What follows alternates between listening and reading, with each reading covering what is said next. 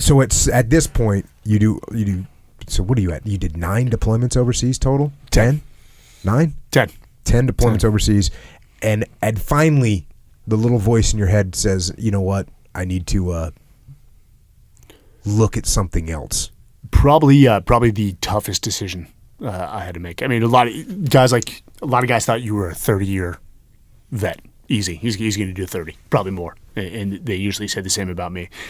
And Echo and I were talking about this. It just came over me like a wave. Just crushed me. It was just like, yep, it's it. Like I'm tapping out in a sense.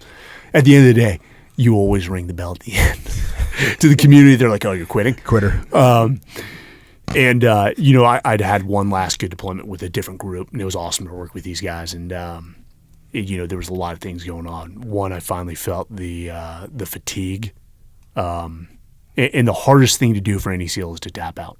But it's because you know that you're no longer like the best guy to push that unit forward.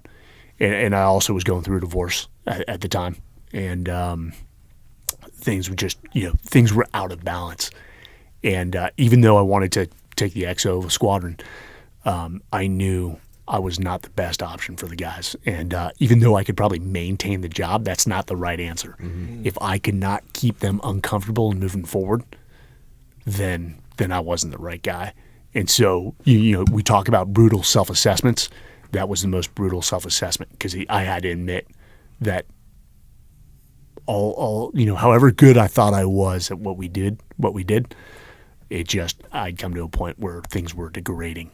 And so, overseas, I actually called back to, my CO at the time. I said, I'm done. And they said, okay, we understand that's a mature decision. He wanted me to stay. He's like, I want you to be my XO, man. He actually referred to me to the captain from the raid in the Philippines, the Ranger, the one that did all the planning. I'm forgetting the name now, but he used to call me that. And he said, I understand. What do you want to do? It's like, do you want to go to Memphis and like work in the detail shop? I said, no. Hey, get me orders to Texas. My ex is probably moving back to Texas. That's where she's from, and I want to be close to my kids. I need to repair that relationship.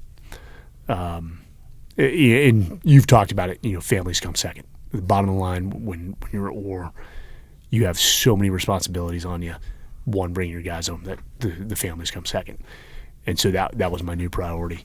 And so, testament to the SEAL community, they made things happen, they realigned things, and they got me a billet at the University of Texas Naval ROTC, where one Admiral William McCraven was sitting as the UT chancellor. Boom. Yeah.